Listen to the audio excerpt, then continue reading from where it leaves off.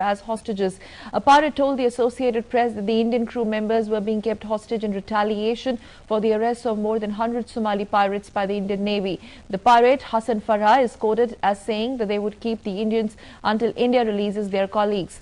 Pirates are receiving an average of $5 million to release ships and crew, and a ransom in that ballpark was believed to have been paid. However, the Indian crew members were held hostage. It wasn't immediately clear as to how many of the 15 crew members aboard the Asphalt Venture were Indians. The ship was hijacked in late September. Manipur, at least 7 persons, including 6 security personnel, were killed yesterday when rebels ambushed a security party escorting a sitting MLA in Manipur's Ukhrul district. The militants opened fire at the convoy of independent MLA Wanggoshing Keshing of Pungyar Assembly constituency when he was returning to Imphal after attending a function at around 3 p.m. Keshing also suffered injuries on his hand, and the condition of many of the injured troopers admitted to the hospitals in Imphal is said to be critical. No individual or organization has so far claimed responsibility for the ambush.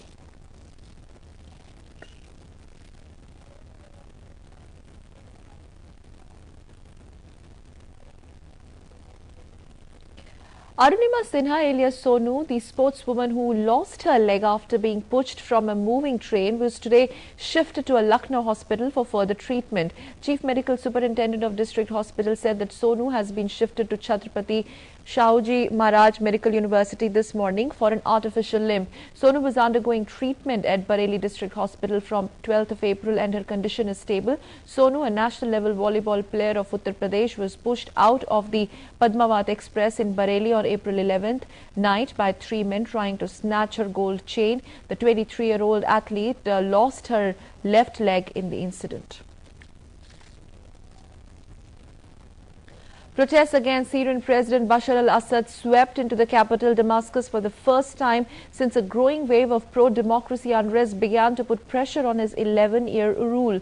Thousands of protesters marched elsewhere across the country despite a fierce crackdown and some political concessions announced by Assad in an attempt to quell spreading unrest. The protesters were shouting "Go Syria Freedom," repeating the same demand for democratic reform and freedoms across many cities.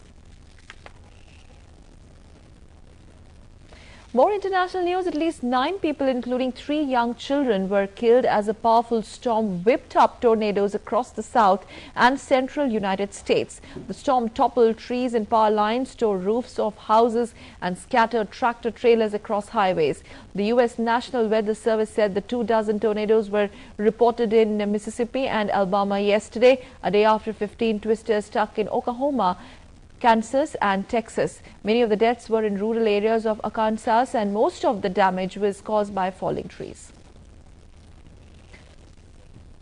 Continuing with international news, Nigeria, which is Africa's most populous nation, will hold a landmark poll today to elect a president in what has been described as an exercise that would test the unity and political will of the country. Despite surprising gains by some opposition parties in the parliamentary elections conducted a week earlier, incumbent Goodluck Jonathan of the ruling People's Democratic Party, or PDP, is favoured to win as his rivals failed to unite against him. He is contesting against ex-military ruler General Muhammadu Buhari of the Congress for Progressive Change, that is CPC, former anti-graft leader Nuhu Nibadu of the Action Congress of Nigeria, that is ACN, and Governor of Kano State Ibrahim